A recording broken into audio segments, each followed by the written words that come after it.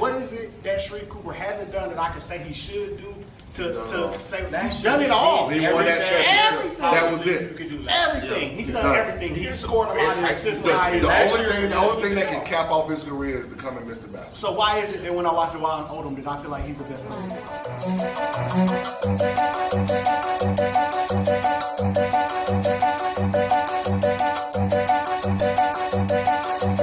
Every time I watch the Wild Odom play, I feel like I'm seeing something special. Like I'm seeing something that I'm not gonna maybe not see again. I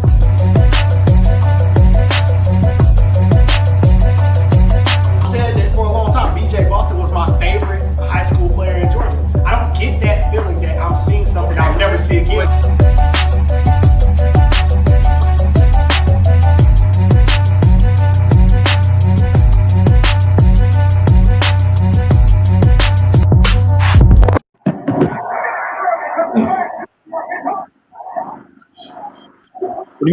You watching reruns of the Super Bowl a lot? I'm watching this Dr. Day special. I ain't watching that Super Bowl, man. I've been enjoying tweets on Twitter. That's been better than the Super Bowl this week. It's the Love of the Game podcast. We in the building. We here. Y'all know what time it is. It's Thursday night. It's appointment viewing.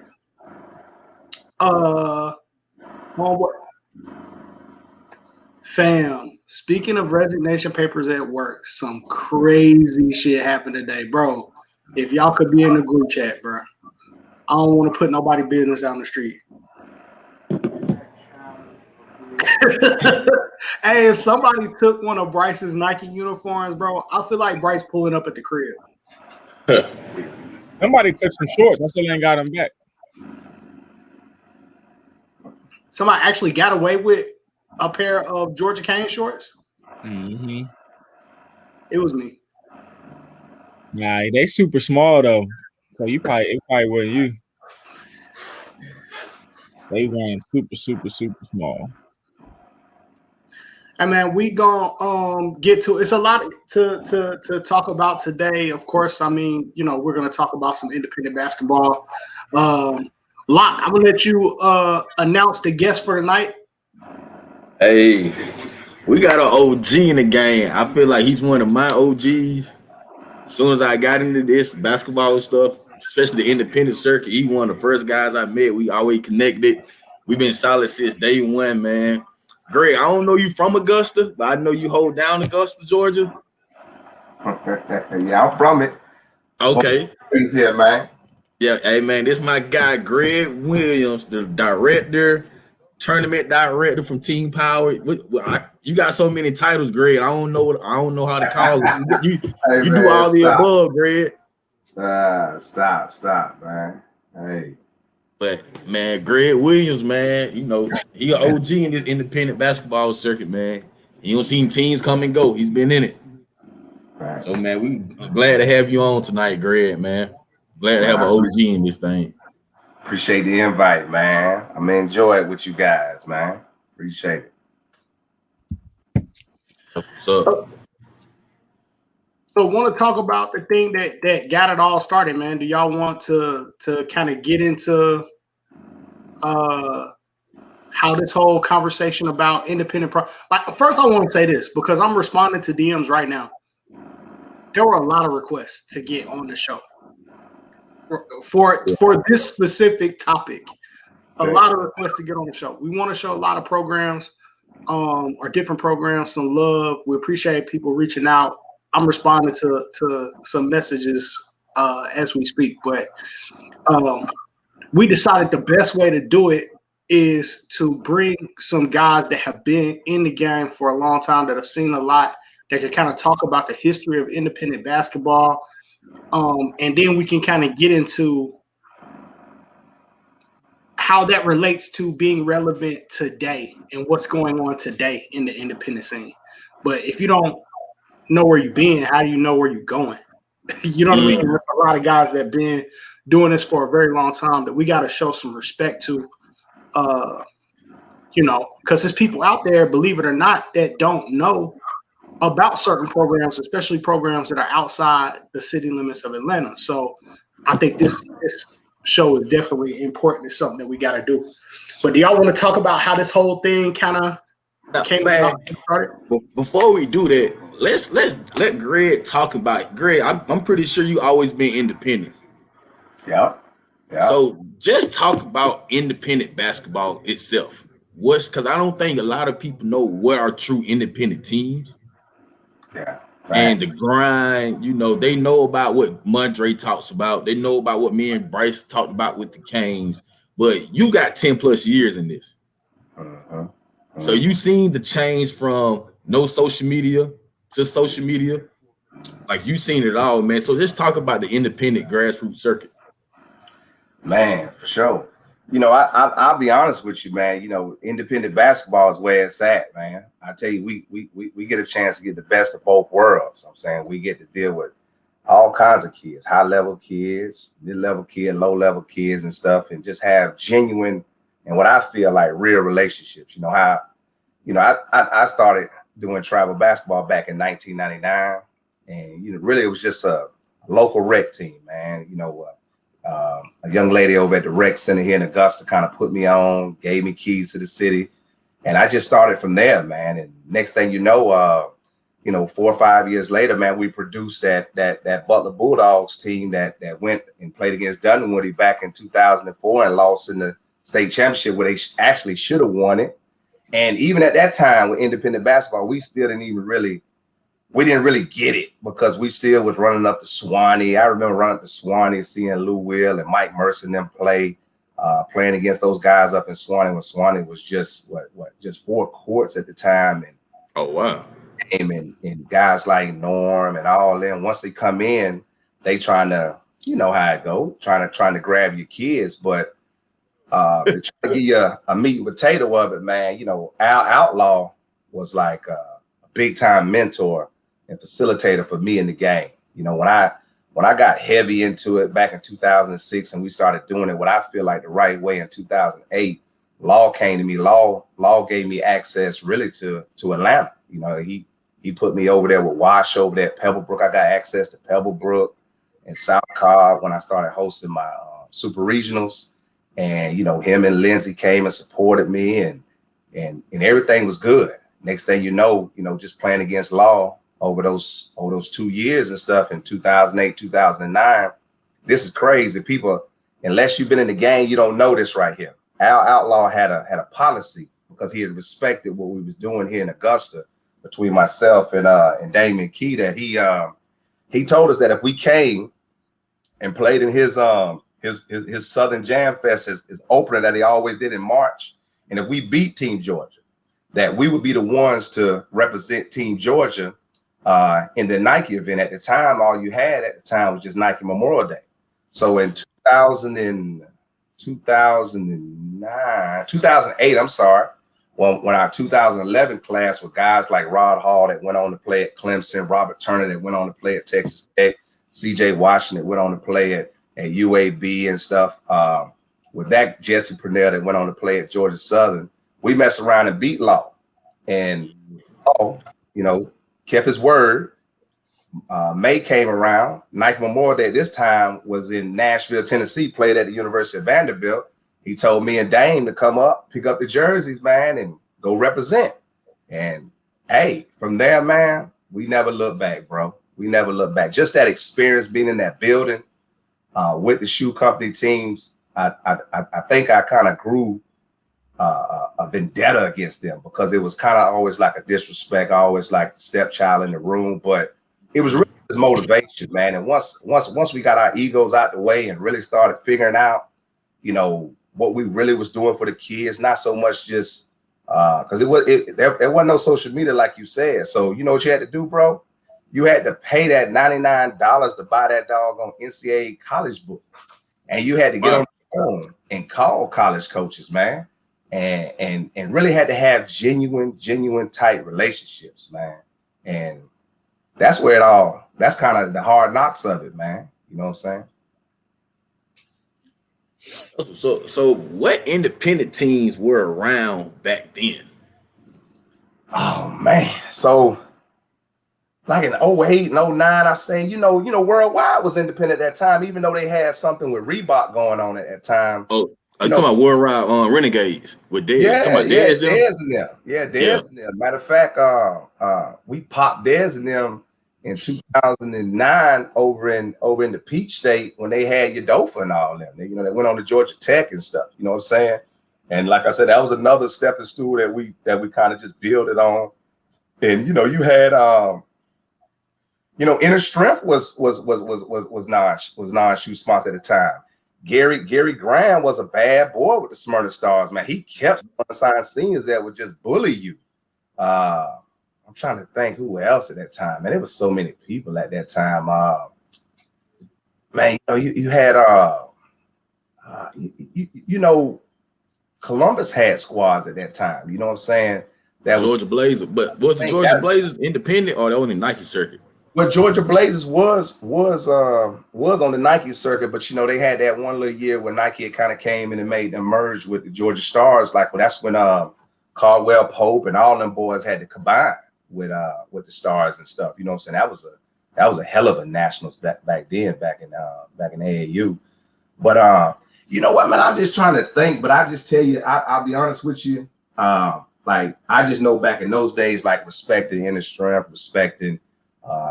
Gary Graham was real good. Georgia Ballers was balling. You had Lee Aldridge and Jared Alford, old school dudes getting it done.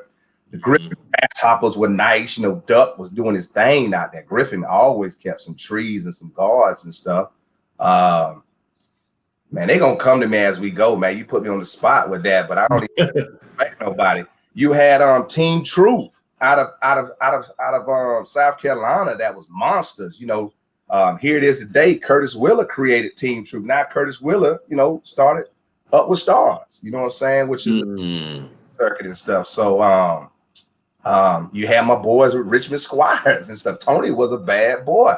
You know what I'm saying? I remember having crazy matchups against them with playing in Big Shots events back in those days, man. Myrtle Beach was popping. Man. Charleston used to have a nice little team and stuff. TMP, you know what I'm saying? They always had something nice down there. Oh, I can't forget about my boys in Savannah, South Georgia King, Jesse and Leonard were some fools. You know what I'm saying? They come into the tournament. If they lose, they burning the gym down. You know what I'm saying? They feel like somebody cheated them out of a game. You know what I'm saying? So you go on and on, man. I'm just trying to think, man. What was that group out of Jacksonville that was good, man? Jacksonville Magic was straight. Yeah, we always known about them. My boy was straight, but I'm saying that's a little older when you start getting into Tyreek Crump and them. They kind of switched over. What's that? Showtime Hoops. Yeah. Before, yeah. Showtime Hoops was jumping back in like 2013, 2016 era and stuff before they got on and stuff.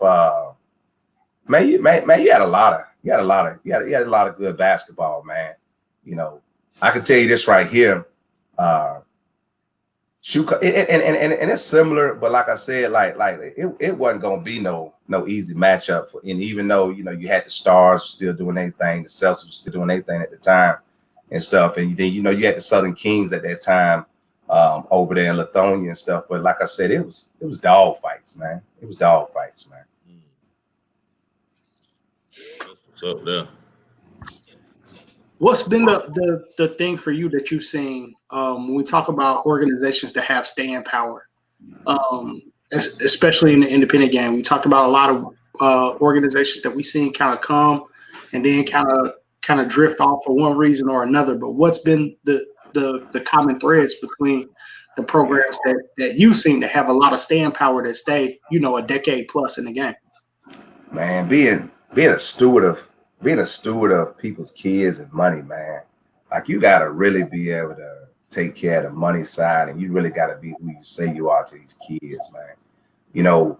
At the end of the day, man, I just think independent teams and stuff, everybody back then was looking for that lick, looking for that one parent that maybe could fund the whole team. And then you have to play, you have to play a certain way. But then that's why I just think a lot of independent teams that jump on the scene and they hot. Like, I don't know if y'all remember. Y'all remember the Southern Select, man, when they popped on the scene, man? I don't think I remember them. Nah, They they had not. that. They had Frank Booker. They had all them boys out of Alabama. Man, had a squad. They was supposed to be on the Adidas side, but things just didn't happen. But they had a multi-millionaire that was backing them. Like they just jumped on the scene for like a year, and they were just that squad. And then once the money left, they left. You know what I'm saying? Mm. And so I really think like for us, what it came down to is we had to consistently be able to show that we could put kids in school. 2008 was our first year that we was able to get kids into college and stuff, and then from there, man, we just took off, man. 2009, we get our first D1 guy coming out of high school, Ricardo Glenn, going to USC Upstate. And so now now we got the attention of every kid, not only just in Augusta and the CSRA, and probably an hour and a half up the road. Like at one time I'm grabbing everything from Morgan County. I could draw a circle in Augusta and pull it out an hour in a radius. And we got everything within there. I'm going into Columbia, South Carolina, taking whatever Dion Bethea doesn't want with the South Carolina Ravens.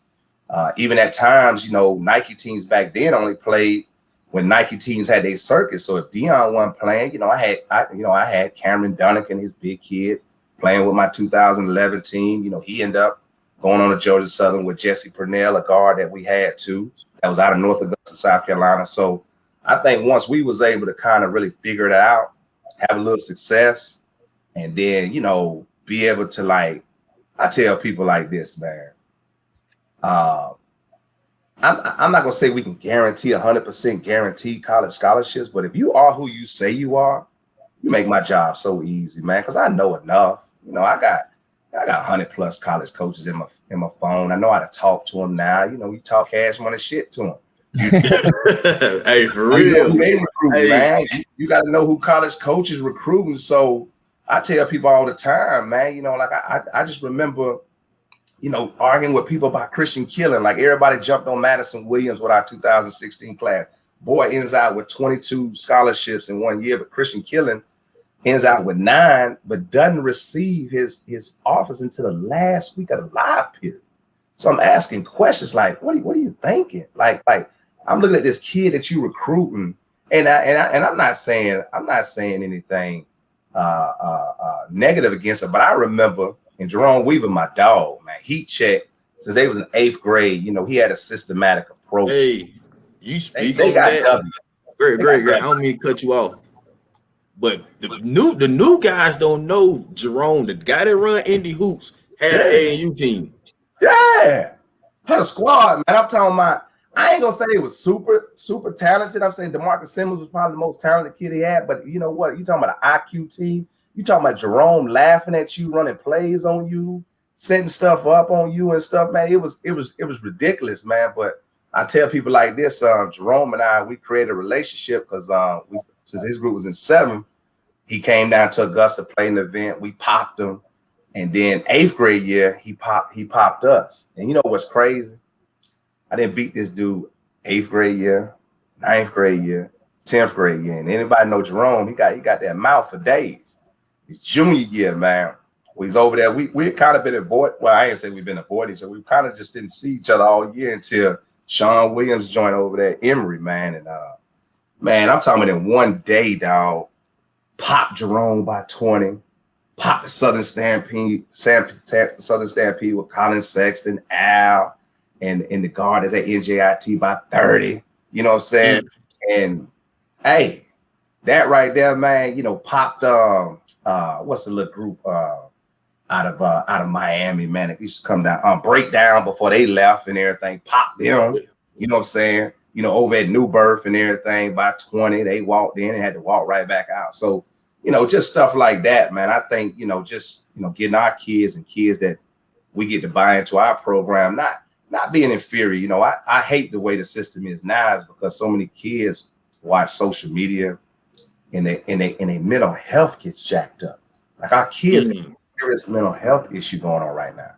And it's not just the kids, it's the adults that's around them. They put the stuff in front of them to make it seem like that's the bar to justify them. And it's so far from the truth, man. And last but not least, man, it was just like the other day, somebody had sent me, we loaded in the middle school group, man. I'm talking, we loaded.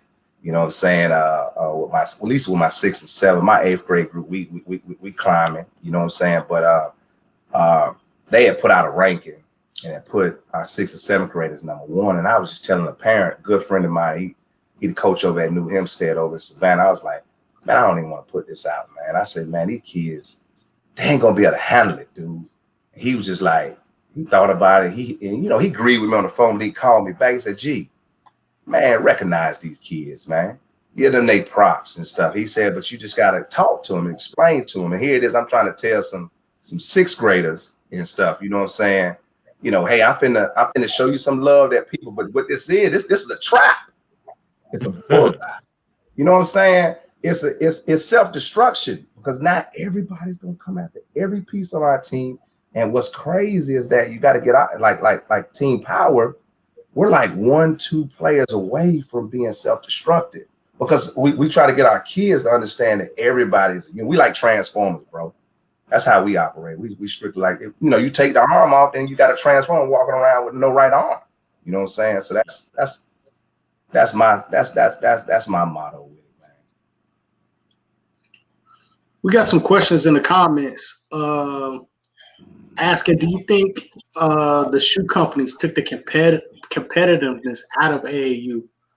Before the shoe companies, independents always play shoe teams on a regular. Sometimes independent would win AAU nationals. Do you feel like that was a impact?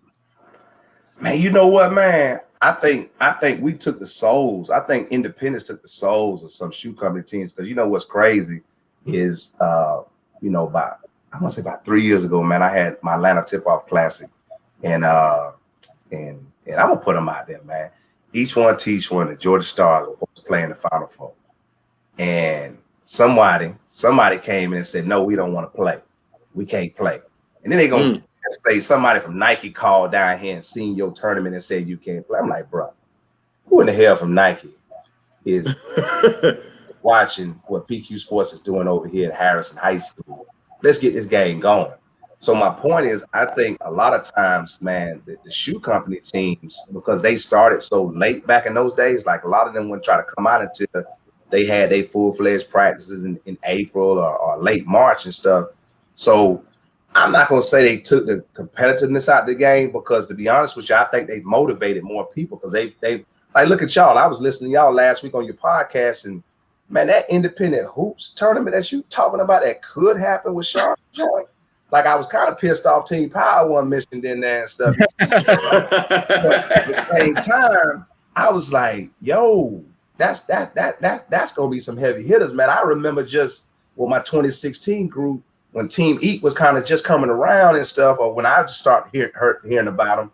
I remember there was some battles, man.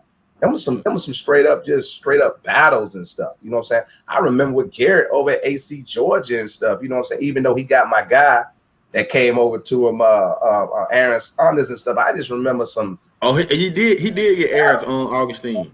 Yeah, when I'm talking about Aaron Saunders, one of the coaches, man. Oh, Saunders, okay. Aaron Saunders brought him down into Augusta, into our little town and stuff. You know what I'm saying? Trying to recruit players now. But Garrett, that's my dude. That's my dude. He supported me with PQ Sports, and we had some good matchups with him too, as well.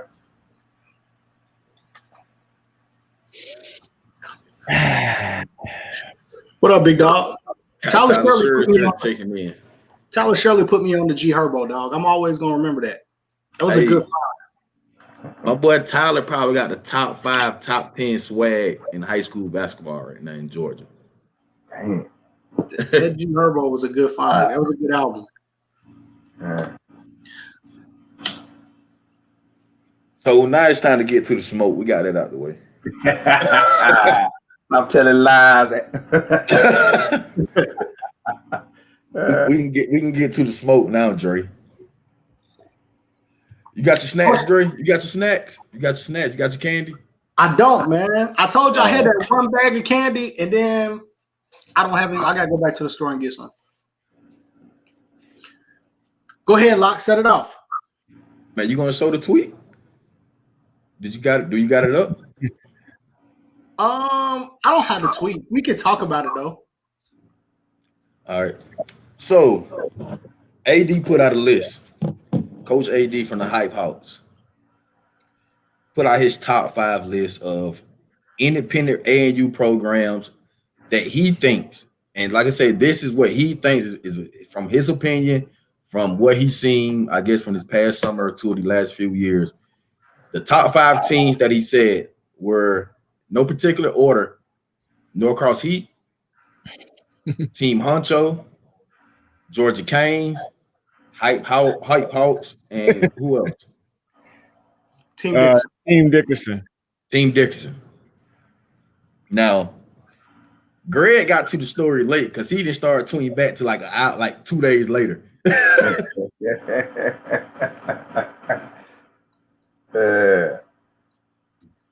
Now, y'all are independent guys. How do y'all feel about that list, Bryce? Well, you made it. The Canes are on the list, but outside of that, how do you feel about the list? Well, first and foremost, this is what I want to say about it. I gotta give him credit for even starting the topic, even having the guts to tweet something like that, knowing that whenever you have any type of list or ranking, somebody's gonna be unhappy. So I gotta give him credit in that sense. However, when you really look back at the last 4 years, that list is in my opinion, the list is can use some work. It's a little off, and that includes us. You know what I mean? I don't even know if we would go on that list. So the first team, not even the first team, but one of the first events that we played in on the radar at 17U, I think I had 2 or 3 Division I dudes, and we played EYA, and they put a 30 ball on us. So yeah, infinite skills, right? They smacked us. So, and I'm not just putting them on the list because of that. I put them on the list because of the number of alumni they have in the last 3 or 4 years. Now, do we have a good amount of alumni too? Yes, we do. But again, I take myself off the list.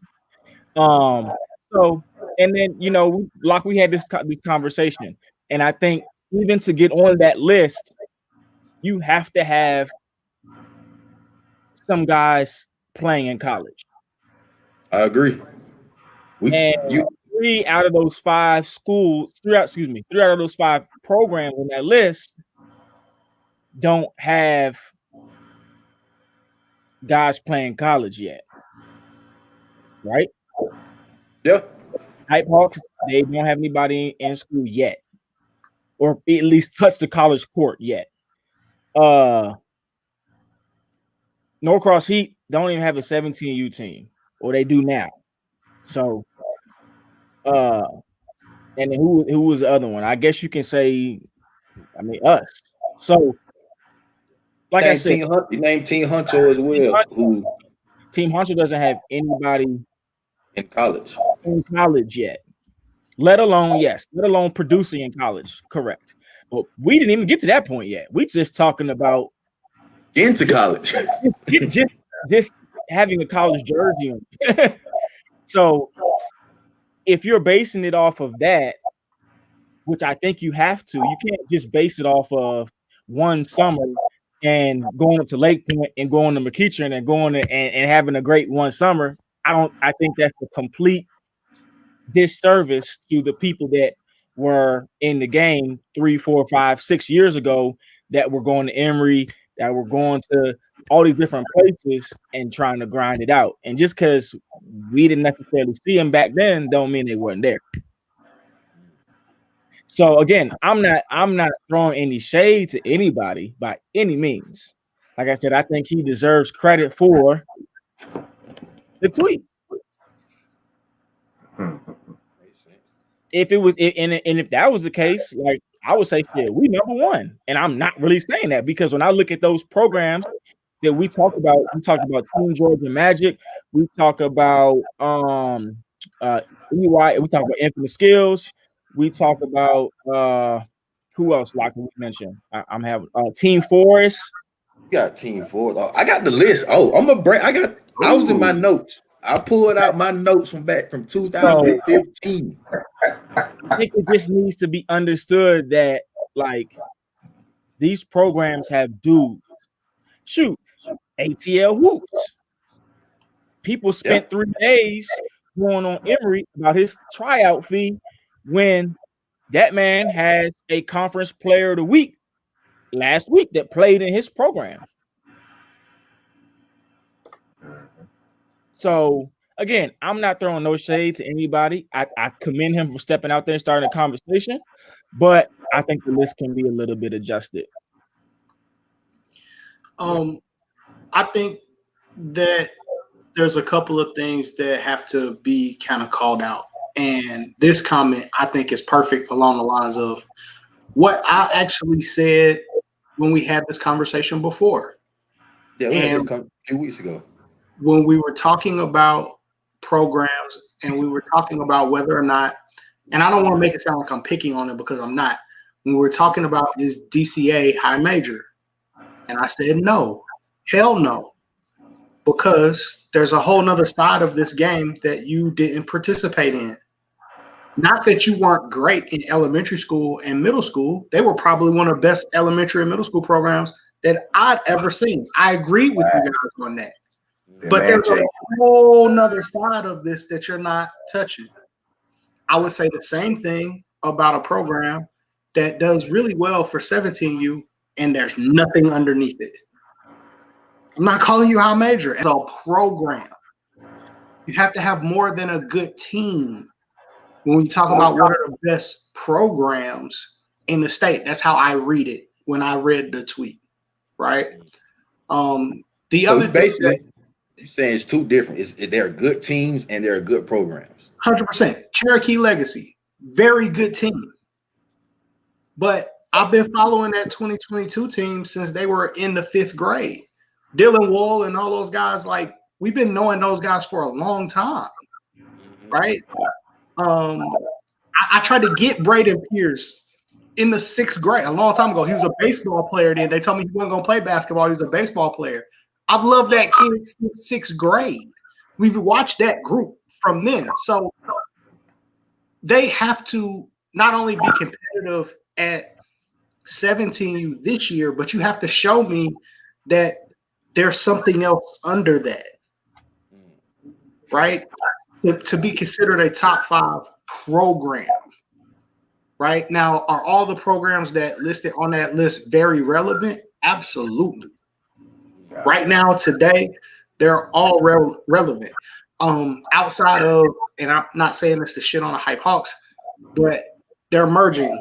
So we don't, I mean, as far as I understand, they're Team Dickerson now.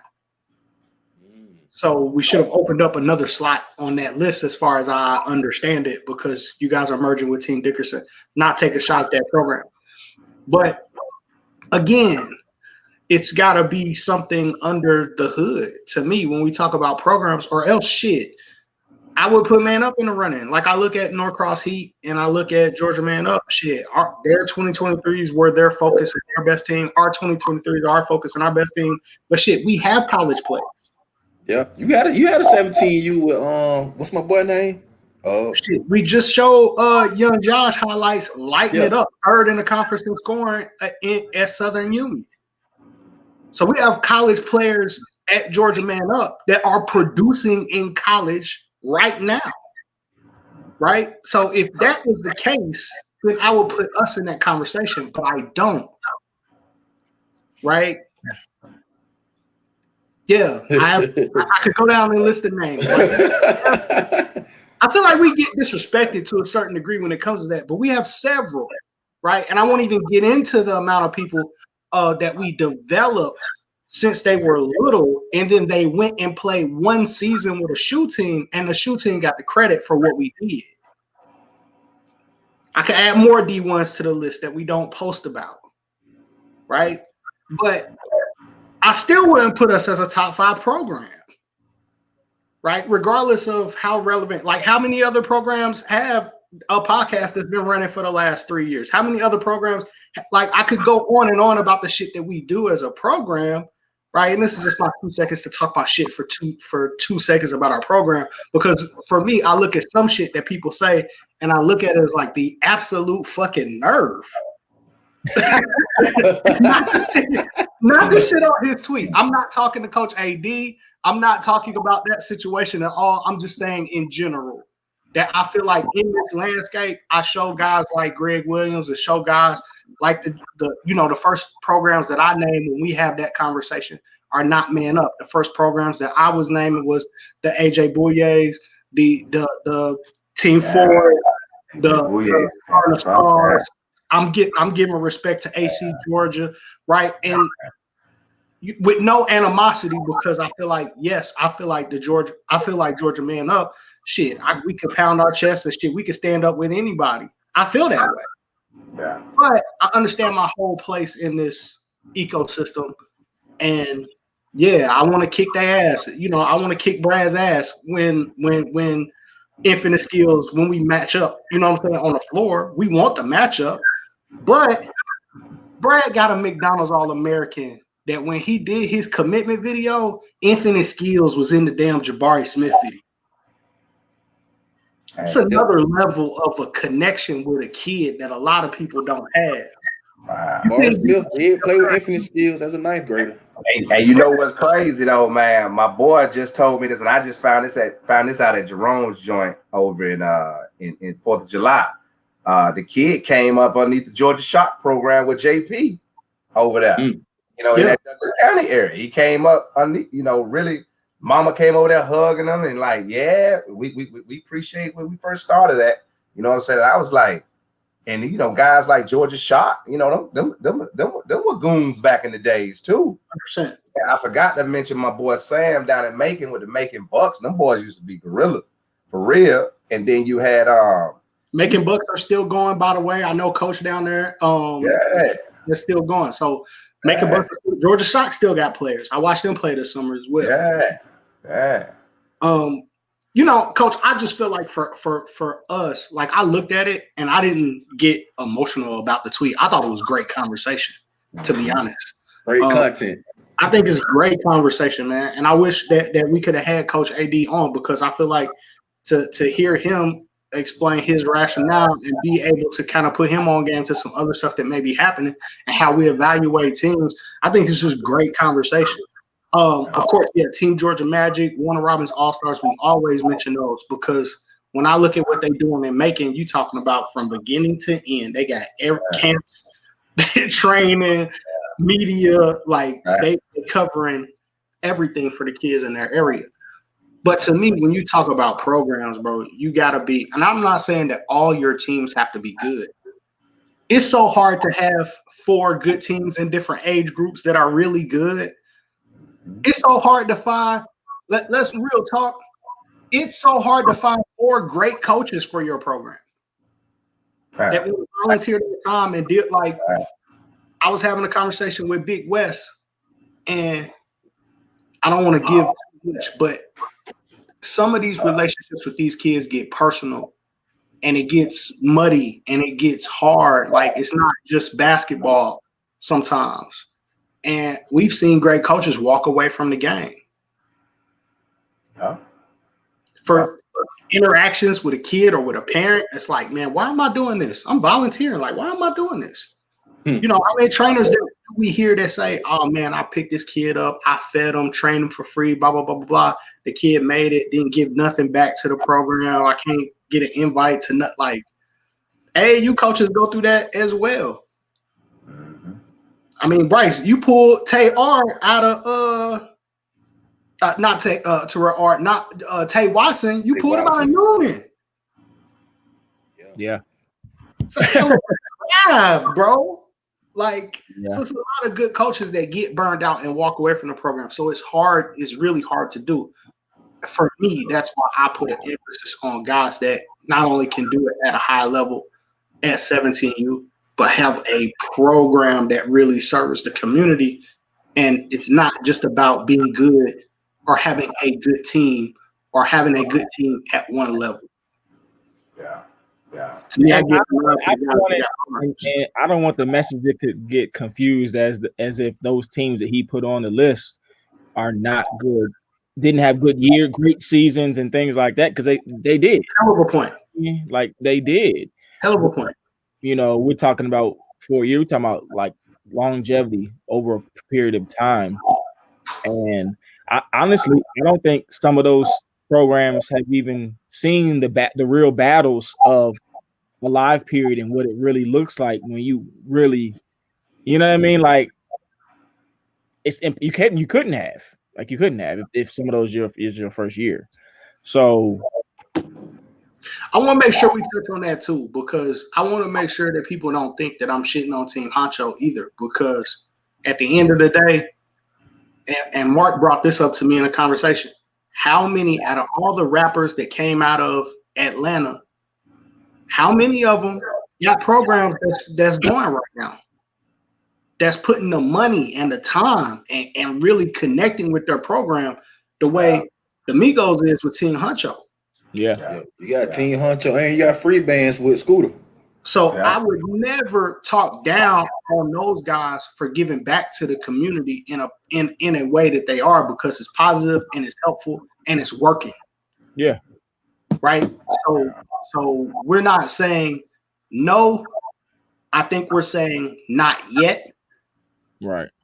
3 more years from now, when Team Honcho's in the game for 5 years, we can look back and say, damn, that was the making of a high major program. Yeah. And like Locke said, some of these programs have all conference guys or soon to be NBA guys, maybe whether they're a G League guy, two-way guy. These programs have players that have come through and put their jersey on. Like, so it's kind of hard to definitely take 23s. Definitely. Thank God Stackhouse Elite ain't around no more. They used to rob me. That's another story. Love them battles down for sure. But like you said, Mondre, like go ahead. Some of them teams really just have to wait their turn.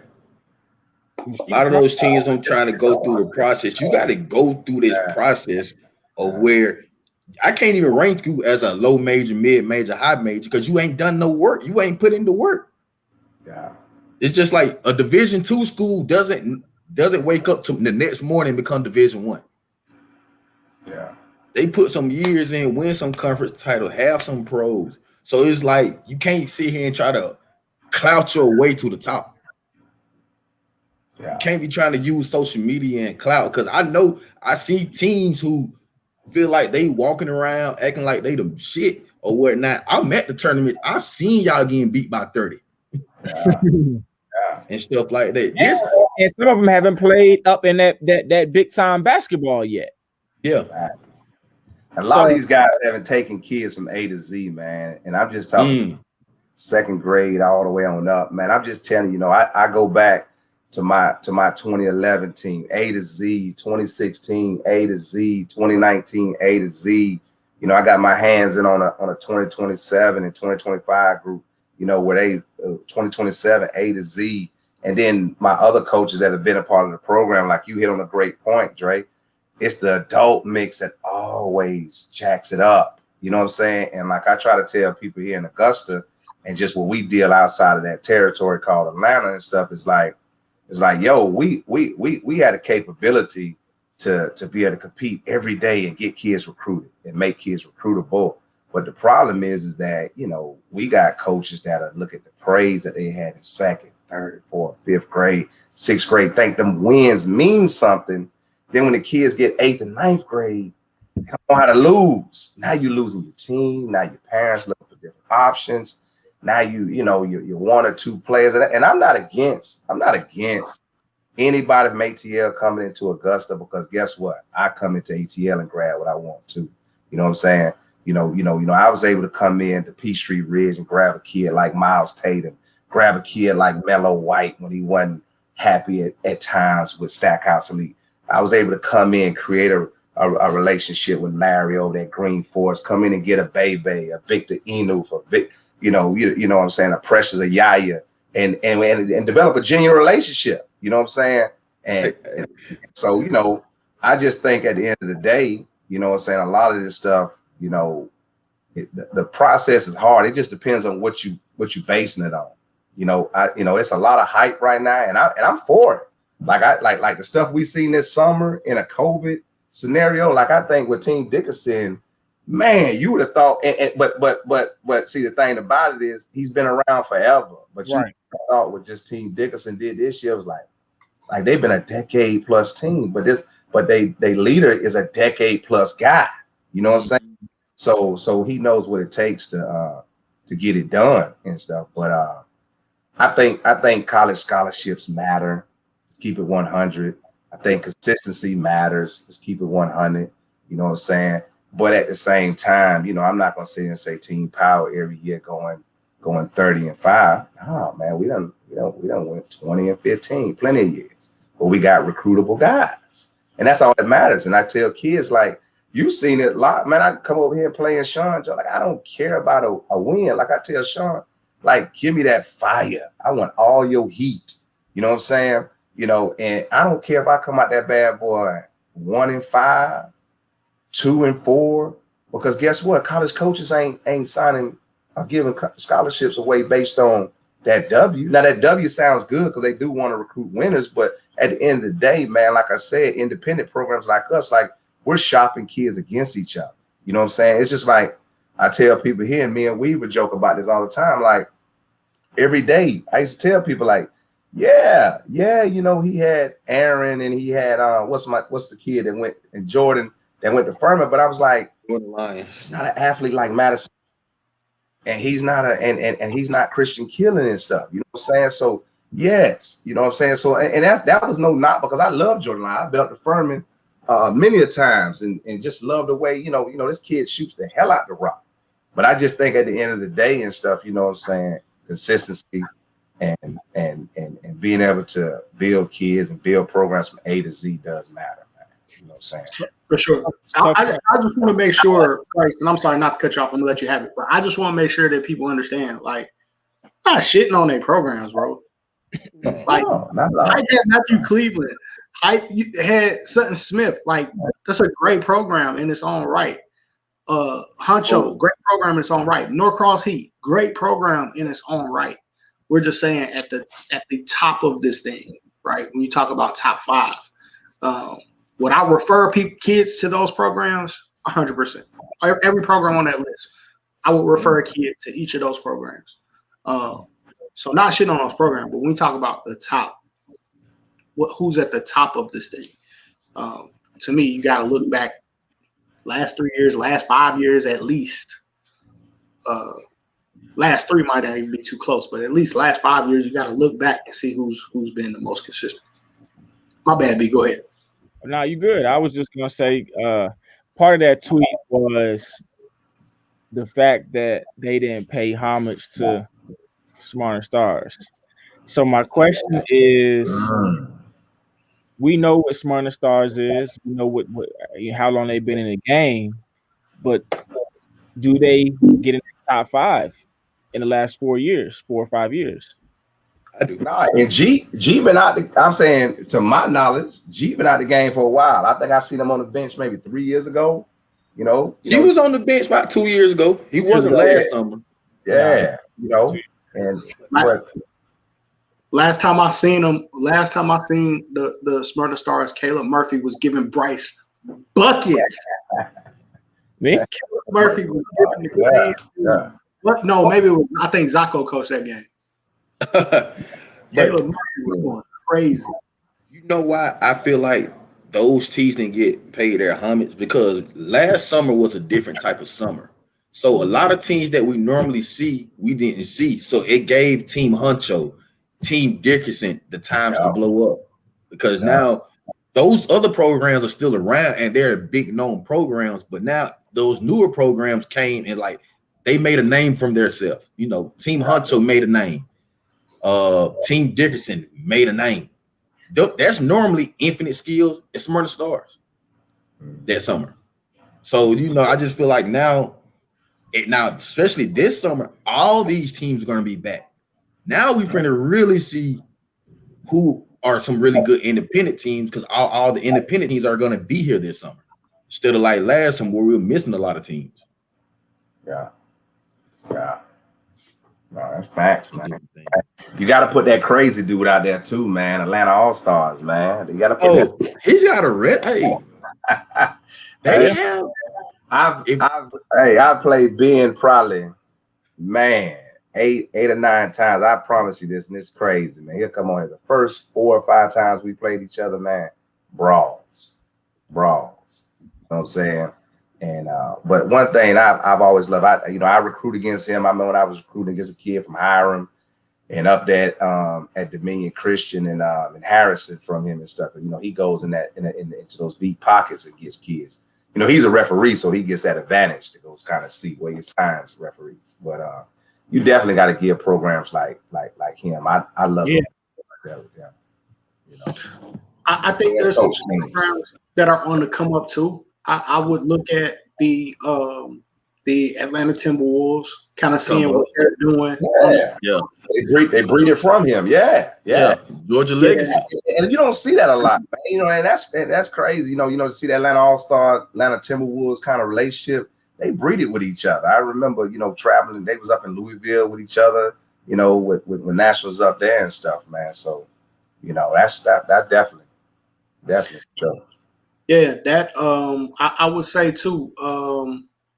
The Atlanta Astros. One thing that I watch about the Astros is they're not shy about celebrating those Division III, NAIA, JUCO offers. Like, they're still getting kids in school. Yeah. I know it's not celebrated as going Division I, but that's one thing that I noticed about their program. Still getting kids the opportunity to play at the next level when so many people don't even have that opportunity. So it's another program that's like that. The South Fulton Lions. Carl, I was just gonna say him. I was gonna say him, and I was gonna say like guys like Gary Graham and guys like Gerald Offer with the Georgia Ballers. I'm not gonna sit there and say they're old, so that's why they're not in it. But these guys still today can get on the phone and call college coaches and help your kids. You know what I'm saying? Like Gerald offered, being over there, a lot, and I don't know if many even know him, but I'm saying he put his Georgia Ballers program down and came with us and gave us an extension into Atlanta. But one thing about G, and I met him through law and Lindsey Davis and stuff back in the days and stuff. But these guys still can get guys in school, man, and that matters too. You know what I'm saying? I think it does. Yeah, I think so. We still talking about it. We still talking about it. You might want to rewind the tape though. So is anybody going to say their top 5? I can't put the top 5. I know so many independent teams. You got the notes. I'll break it out. Who's on your list? Okay, I'm finna just put everybody on game. We're finna have a lots way history lesson when it comes to independent teams. So this what we're finna play a game. I'm gonna say the team. Y'all think of the first player about that program. All right. We'll try. All right. Atlanta Hoops. Do it the other way around. ATL Hoops. Quincy. Who else? Okay. Drake. Who you got? What's my dude that just left out of there? That's who I was thinking of. Ever. I want to call him Miles Kelly, but that's not his name. What's his name? Miles Kelly. I got That Miles was his Kelly. name? Oh, okay, I was swearing that wasn't his name. Yeah. What was the kid name that he had? I think it was a 2017 kid. He's at Middle Tennessee right now. What's the guy name? Elijah King. Elijah King. Yeah. All right. Cool. Atlanta now. Like Greg say, we gotta put more respect on the Atlanta All-Stars because they actually they have a pro that's in the NBA that I don't think a lot of people knows about. So I'm gonna say Atlanta All-Stars. Who y'all got? First player you think about? What was the African kid's name that went to Discovery? I really liked him too. And they had a kid that went to like but that was Garrett's dude. That was AC Georgia dude. You talking about was that AC Georgia? Yeah, he actually played with me when Aaron Saunders left me. Garrett ended up picking him up. What's the kid name? Garrett? Good as I know. 6'7" kid. Yeah. The 6'7" kid. Yeah. Played. He was an all-star kid. He was a 2019 kid too. I know the name. I'm gonna go down the list. I know his name. I'm not gonna say it. I know his name. But name somebody from Atlanta All-Stars before I go down my list. It's hard for me to name them because I never really played. All right. I was right there. All right. I go ahead and say the top players that I thought about. Devontae Kaycott plays for the Los Angeles Lakers right now. Atlanta All-Stars. Ooh. Yeah. Javon Green. Remember that guy that went off at Chris event and he had 40, 45. He ended up, I forgot where he ended up. He went to, So yeah, Javon Green. Huh? He went to was it GW? George Mason. He went to George Mason. George Mason. Yeah, I remember him. Yep. Atlanta All-Stars. You had Evan Cole, Georgia Tech. Yeah, Evan Cole. That's the kid I was thinking of, Coach Fletcher. Leslie. All right. You had Damian. Now, I don't know how y'all don't know this kid because his dad held it down for us this past summer. Damian Rosser. His dad owned the gym out there in Stone Mountain for when we was doing all our events. His kid is at New Orleans. You got Ellis Jones at Limpson. And you got Eric Coleman. Dang, I gotta get some of that Eric Coleman love too, though, man. I got, hey, come on. Hey, you know I got your list. I got your list. Oh, silent assassin right there, man. All right. It's a team that nobody has mentioned on Twitter. We haven't even mentioned them on the podcast ever. Atlanta Select has been around for a minute. I thought Bryce brought them up on the last show. No. I hadn't seen much on the. I'm saying they got teams for days, and it's hard. You cannot talk about them because they probably one of the first to ever had like 5 1700 teams. You know what I mean? They did have the red, black, the white, the gray. I haven't seen them since Tony probably had their best squad though. Remember dark skin Tony? Yeah. They had Tyler Thornton on that team. Yeah, I hadn't seen them since middle school. Middle school, they was fire. Yeah. All right, I got the next team, AC Georgia. That's my man. They got a bunch of kids from this year. Yeah, they just had their hair. Name them. All right, you got Manny. RJ Noah. Yeah. I got another one. Kalu. He's at Old Dominion right now. I love you. Got Falim, yeah. Mm-hmm. He was good. Mm-hmm. So that's AC Georgia got some kids. Mm-hmm. Now we go with D Favors. You got me with D Favors. I've been thinking about that one for a while. You used to coach him. Brandon Favors. Yeah, where he end up? I don't know. He's somewhere in college. And they still a shoe team. I don't know. They a brand. I don't know. It's so many. If we talk about somebody with a great team, I don't know what the D Favor Celtics have stopped top to bottom, but I love their 2022s. Yeah, no, love their 2022s. Great team. Bryce, you gonna remember this team, and I know Greg Mudger, you might. The Georgia Stunners. I don't think people know a lot about them. Yeah, played in quite a bit. One of your favorite players, Bryce, plays at Georgia State. Oh, Kane Williams. Kane Williams is tough. Crazy. It's another team. I feel like he's an NBA guy, man. Me too. He scored 1,000 points. I feel like he's an NBA guy. He's so smooth. All right. We stopped talking about the Georgia Knights. Yeah. Oh yeah. Now, my man, he put it down. Young blood. Yeah. Roman Sun, Brandon Stroud, Kayshawn Thrash. Did they come out last year?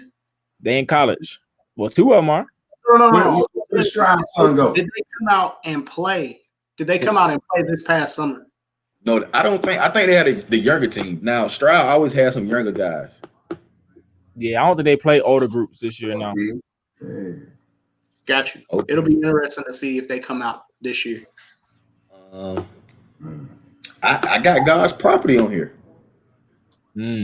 Hey, God's property shaped like Atlanta All-Stars back in the day. Yes, sir. Yep. Yes, sir. I got God's property. I don't think, they got a kid named Ben Shepherd went to Belmont. Yeah. His dad coached that. Yeah. I'm trying to think of something, man. You pulling all the rabbits out the hat, man. Come, hey, they don't, man. Greg, I've been in it. You gotta think. I talk to Fat Sean every day. We talk about these players. Programs. How you gonna call that man Fat Sean on the show, bro? I call him that to his face. That's the relationship. Hey, hey, Greg, you better. Hey, I be joking on Greg while he's coaching during the game. Hey, listen, these kids different, man. I'm telling you, man. You just gotta, man. I tell you, man. Hey, after coaching, man, it's no more going out and hanging out, man. You just drain, dude. Get into it, man. All right. But we brought up heat check. We said DeMarcus Simons, Jordan Lyons, Tayshaun Hightower, and Christian Turner. Yeah. They had the other big that went on. He went to New Orleans too, though. I think he ended up transferring, though. What's his name? Light-skinned big that they had. Oh, I know who. I can't think of his name. Yeah. All right. Now, I don't know a ton about their players, but I like to watch them play. Inspire Atlanta. I always have a solid squad every summer. I think Bryce, we were finna scrimmage them during practice one time, but they called it because of COVID. We ended up playing. They did, but we ended up playing them in a real tournament though. All right. Infinite skills. Who y'all got? Isaiah Miller. Isaiah Miller was tough. He was tough. Who you got, Dre? Messiah. You said Jabari. What you got, Greg? And they hold 2020. I was gonna say Isaiah Miller too. You know what I'm saying? All right. I got JD Note. That's in Arkansas. I got Jared Godfrey.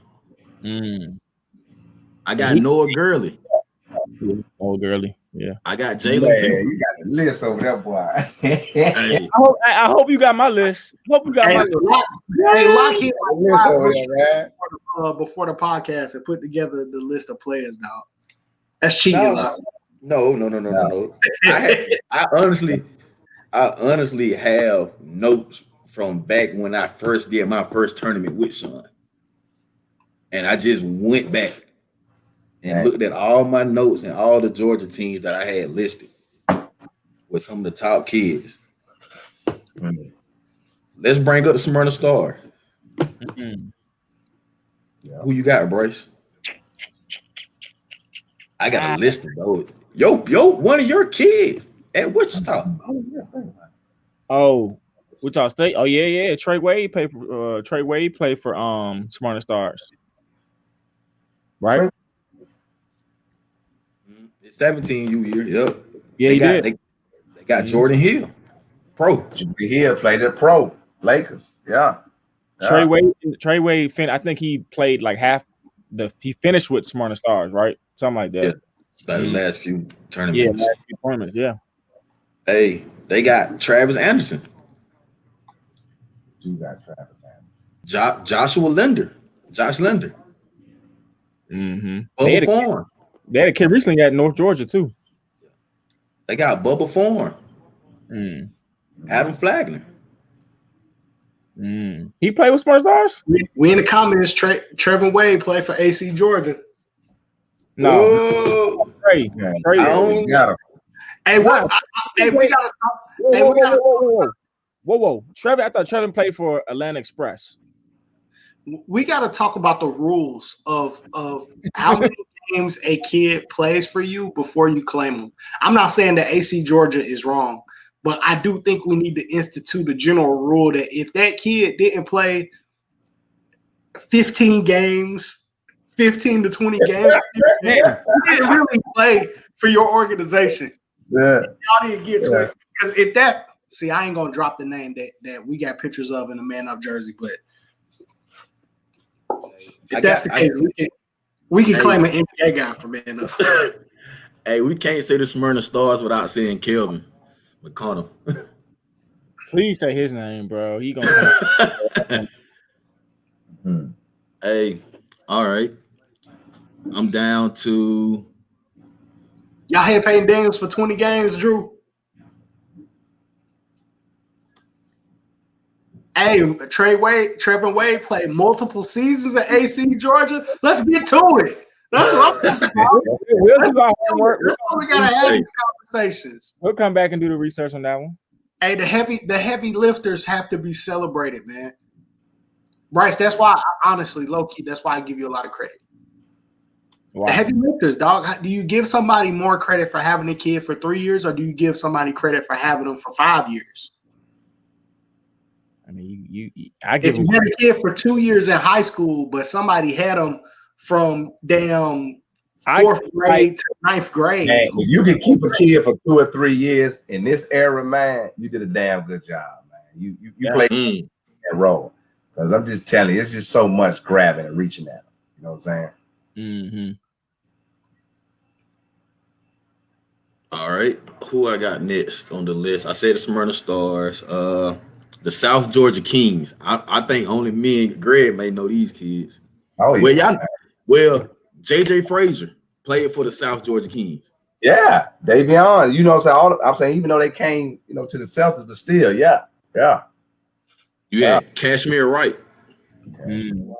People give the shoe company credit for 3 months. That is true. And you got Trey Scott. I'm trying to think of the light-skinned kid that was super athletic, man. He was recruited by Kentucky, man. He ended up having to go to Georgia Southern from down there too, man. That Jesse and them had, South Georgia Kings. All right. Yes. We on team AJ Boye. Who y'all? All I know about I know the kid, I have him drawing the blank. Her son at College of Charleston, started at North Florida, transferred here at College of Charleston. Something like that. Cameron. What's your son name in the comments? Type your son name in the comments. Hey, Huff got Middle Georgia State today. Give me a sec. I gotta check on Huff. I'm gonna have to check that out. So who you got, Greg, for AJ Boye? AJ Boye, man. AKA Georgia Tornadoes. I'm saying I remember that 1 year. I want to say they had a real good 2019 group that was long as I-20, didn't they? Didn't they have a real good? They had Devin Vessel. Yeah.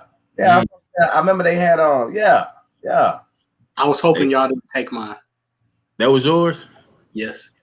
All right. I got like 4 more. I got Aaron Augustine from your area. I think he's from Augusta.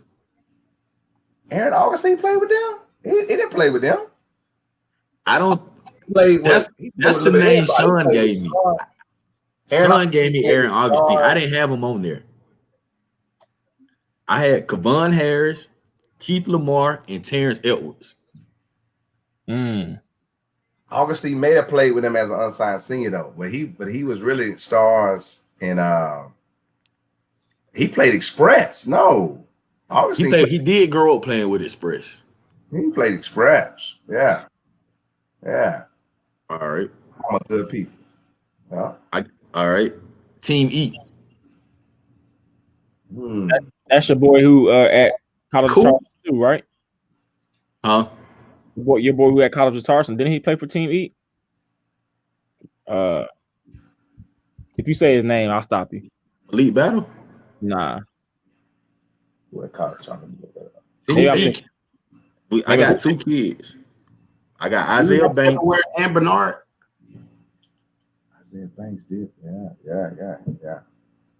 And Bernard Thomas played for him, didn't he? So for Team E, I got Isaiah Banks that played at Heritage. I remember he went viral when he broke the rim doing that windmill. Yeah. And then we got Trey Clark that was just at VCU. Next up, Team Georgia Magic. His son. Devin Butt. The one that Devin Butts transferred to what? He's at the Raging Cajuns right now. Cajun. Yeah. So, Yeah. who else y'all got? Is it Team Georgia Magic got a list? Ooh. Talk on that one. I'm listening. Come on. Y'all got not going to name Ty Fagan. Ty Fagan. Oh, wait a minute. Now Fagan played with Fagan played with He didn't play with Warner Robinson All-Stars. He played with Team Georgia Magic. Dog, when Ty Fagan was in high school, dog, I swear to God, Locke used to come on this podcast every week and light our ass up, dog, until they lost, bro. We heard about damn Ty Fagan. They didn't lose. Until they lost. They didn't never lose. They lost after Ty Fagan left. What did those Tiff? Oh, that's right. That's right. They lost after he left. They were undefeated. They had so this is my list for Team Georgia Magic. Ty Fagan, Cam Holden, Devin Butts, and I had to put Kowalski on there because he's gonna be a high major. Team Georgia Magic had some squads over the years. Yeah, he did, man. All right. Well, Team Forwards. Christian Fussell. Good one. Oh, he has some squad. Who you got, Mondre? Greg over there thinking. Justin Ford. Good one. Yeah. Say that right there, Justin. What's his name? Justin Ford. Justin Ford. I got another one. Trevin Reddish. Oh yeah, he did play. Reddish played with them. Yep. Mm-hmm. I got Melvin Harris. I remember him. Tough. And now you got Jalen Jackson, who's gonna be good, and you got Chris Cole. Mm-hmm. All right, Greg, I'm gonna let you just do this one. Team Power. I got my three favorite kids from your program. Man, it's hard to say favorites, man. But like I said, it just that 2016 group was just special to my heart, man. You know what I'm saying? You had Madison Williams over at Illinois State that just for independent, I'd never seen an independent kid just tear it up the way he tore it up that summer, 2015. Then you got Christian Killen that probably had the best 3 years of a college career. You know what I'm saying? Mm-hmm. And then I'm just telling you, like, I'm gonna go back and just say like guys like Robert Turner that played on at Texas Tech. But I'm saying, well, what's the year? What's the cap on it? What's the cap? We got no cap. It's no cap. I'm gonna just go by the kids that I grew up to like over the past few years watching them. So I look your best guard to me that I'm always love that he didn't get the credit. Caleb Williams. Man, hey, boy, don't get caught up in that stuff. His going into Caleb Williams was a mother. Yes, sir. Man, got stuff done. Yes, sir. Yes, sir, man. Was a straight dog, man. Straight dog. He's out there in New Mexico State right now, just killing it, fighting every day at practice right now. Fighting. You know what I'm saying? Facts. Another kid. You saved my boy career because I ain't know what I was gonna do with him. Mackenzie McFadden. Oh, at Georgia Southern. Hey, that right there, man, is another story where an independent team goes down and recruits a kid against a shoe sponsor team. You know what I'm saying? And that was a hard ass sell too. You know what I'm saying? Because he was in a good situation either way. Yeah, but he was with Express. Yeah, I just think he got the most out of what he could, what he was supposed to do with us. Yeah. All right. Next, I got up Mondre, one of your favorite teams, the Warner Robinson All-Stars. Like that. Long. I love those guys, man. Because of what they do for their community. I love those guys. Yeah. So when I say Warner Robinson All-Stars, who you think about? Didn't Jordan Brown play for Warner Robinson All-Stars? Talking about which Jordan Brown? Not Jordan Brown from Albany, nah. 6'8", shot blocking Jordan Brown. Oh, you talking about that Jordan? Okay. Yeah, he played with him this past summer. Yep. So who you got, Bryce? Who you thinking about? Coach, we gotta get you on the show, bro. We gotta get G from AC Georgia. No, we need to get him on the next one for sure. But yeah. Probably Nelson Phillips. Yeah. Mm-hmm. You got Jacoby Owens. That's at Bad Austin. I was about to say Jacoby Owens is my all-time favorite player from Macon. My all-time favorite player from Macon, period. I'm not saying that's the best player from Macon ever. I'm saying that's my personal favorite player was Jacoby Owens. You know a Duke kid I promoted. I made sure he had the Twitter package. Champ Dawson. Rico Dawson's son. I like Champ too. Hey, G, I thought about going down to Macon and trying to recruit some kids. We sent out some messages and was like, this is pointless. This is pointless. Every kid in Middle Georgia is playing Warner Robins All-Stars or Team Georgia Magic. Like, it was pointless. We wasted our time. Dude, it's not too many programs that can go outside their area and go to another area and recruit players. Greg do it all the time. Greg got a plug in Albany, and it's not me. Yeah. No, man, I got two of them out there, man. Yeah. I tried to bring Albany together, man. Went down there and met with Ernest Brown and what's Robbie. up down there, Robbie. I tried to go down there and meet with all them, man. I walked into a damn hurricane, man. What the hell? You know what I'm saying? Matter of fact, I got what's his name? Marone that was over there. He was at Marine that was over at Monroe at the time. He was gonna help me. But Coach Ty, when he was down there at Doherty, man, he did a hell of a job just taking me around town, man, putting me in places. And I got two of my former players down there too. So it's kind of, you know, it's a good. You got my boy Nap Napoleon. Oh yeah, man. Proud of that kid there, man. You know, graduated and you know. That's a kid that could have went low mid major, man. You know what I'm saying? I just think could have. You know, some decisions that didn't play on the circuit enough, man. Just didn't play. You know. But I just went down to my list of independent teams. A lot, but that's as good as it got. You ain't write no list for me. Bryce, we talk about all right, the Georgia Canes. Tate Watson. I'm not talking about Bryce today. We talking about exactly. I told Bryce I wasn't going to talk about the Canes. I'm just kidding. You don't got to talk about it today. Don't talk about it today. But I'm not in the top 5, so you don't got to talk about me. I think some of the teams I named are top 5 independent teams. Hey, you got me feeling bad over here, bro. Like I really was struggling through that whole rundown you was going through, man. You know what I'm saying? Man, we see so many kids wear so many different uniforms. Yeah. Man. But hey, Coach, you catching Bryce on a modest day. Any other day. Any other day he's Bruce. Bryce would have went full on 20 minutes about. I realized that sometimes everything, you got to tell the truth, and we're trying to tell the truth as best as we possibly can. I'm not saying that I don't belong on the list, or we don't belong, but I still believe that there are a bunch of other programs that deserve to be recognized. So I've seen them.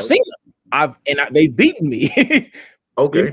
Like I can't come here and say like, yo, I'm just we all that. No, some of these dudes have put their foot in my butt plenty of times. So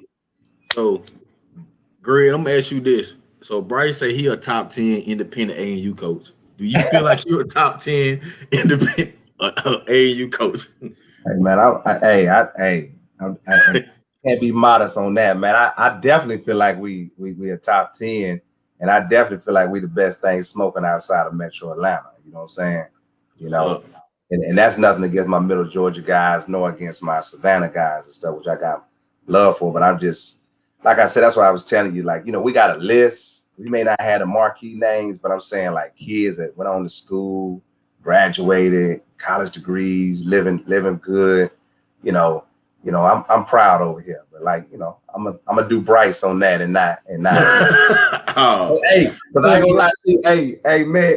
Hey, I called Salim today, man. I said, hey, man, I need you to check my list, man, because I want to make sure. Because when I put this list out, man, somebody gonna say I'm lying. So we went through the list today, man. But I said I wasn't gonna bore y'all with 80-something names, man. I said But the website is updated. If anybody want to go see teampowerbasketball.com, I got the alumni list up there, man. Just for anybody that might want to know. I'm gonna have to work on that. Those alumni lists is important. We've never posted one. I should work.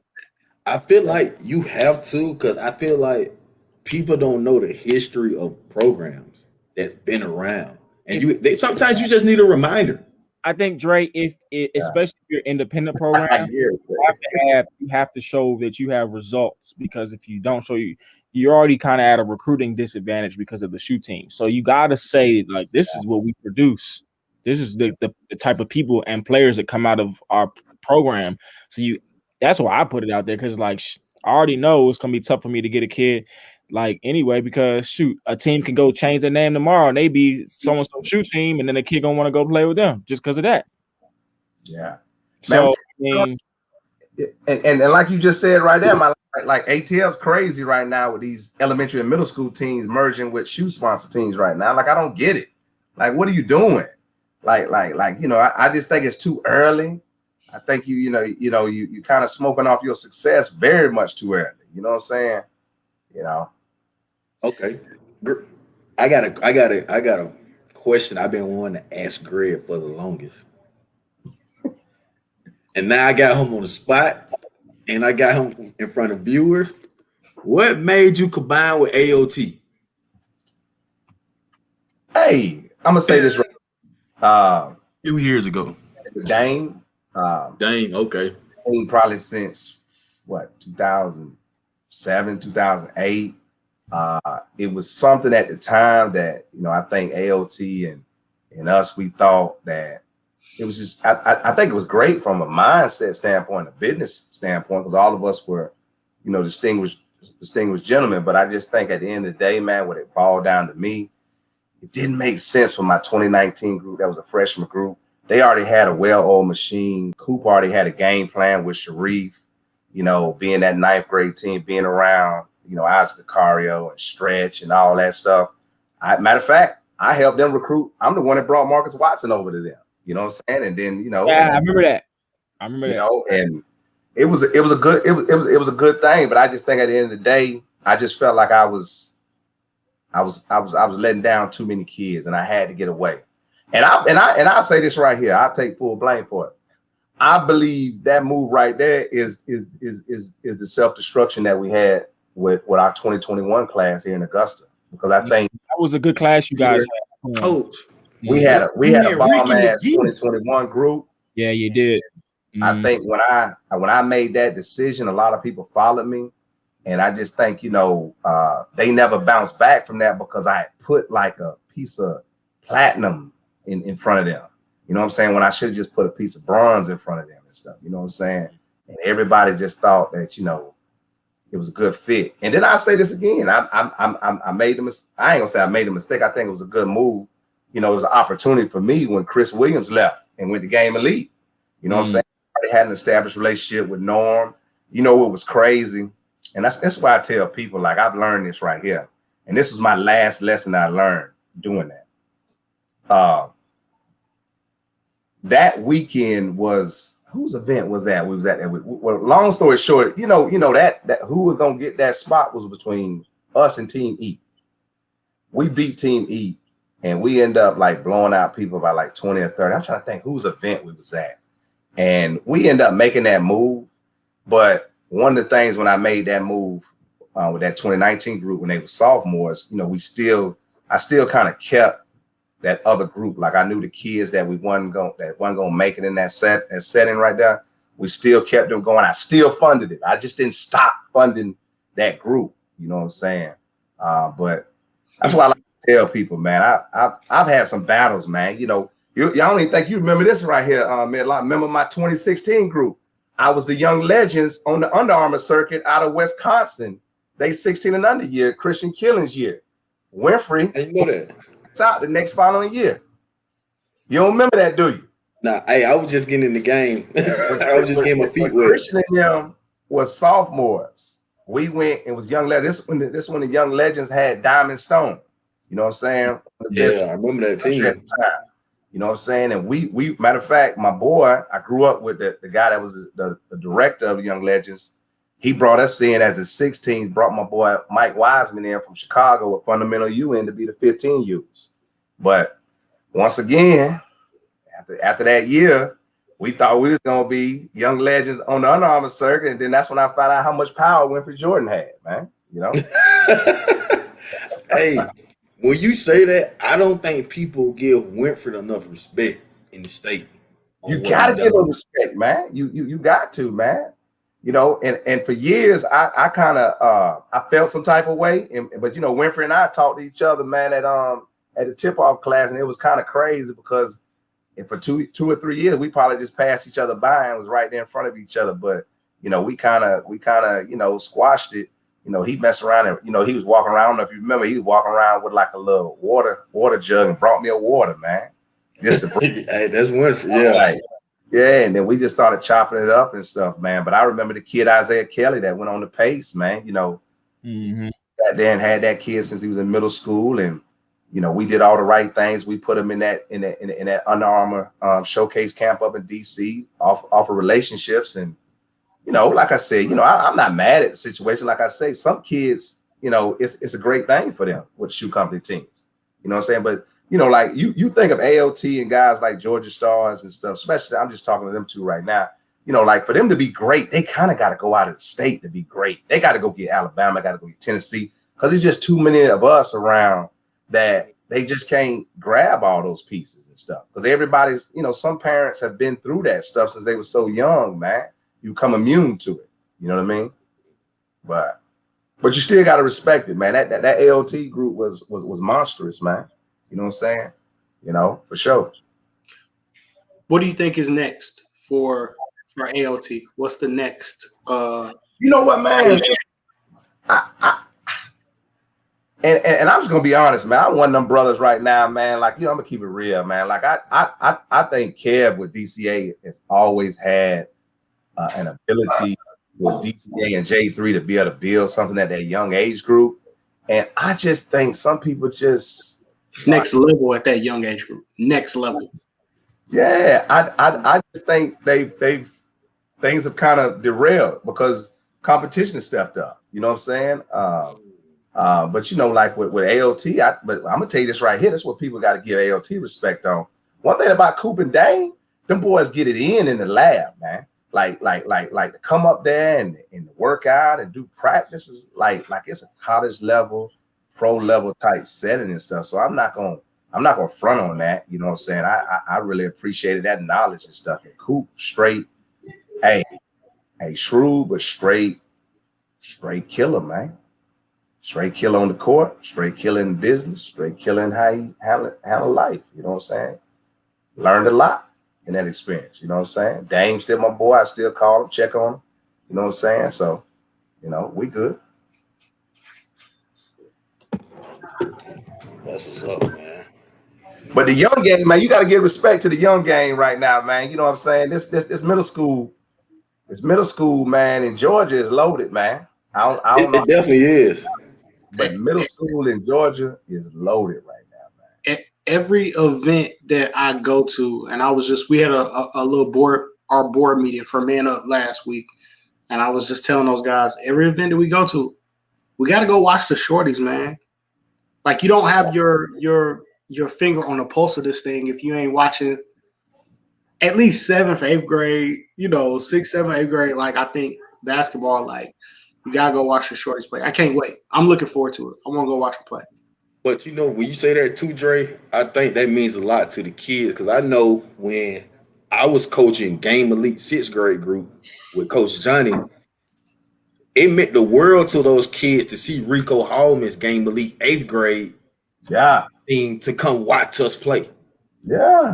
They was winning. We was just trying to figure things out. But for them to come watch us play and cheer us on, that meant a lot to those kids. I can't wait to do it, man. I mean, you know, I'm sick that I didn't get a chance to watch CCJBC this year.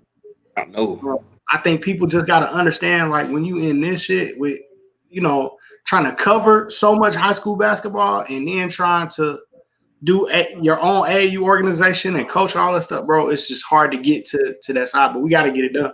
And try to work a 9 to 5, well, 9 to 9, 9 to 8, 9 to 7. Yeah. 6 to 8.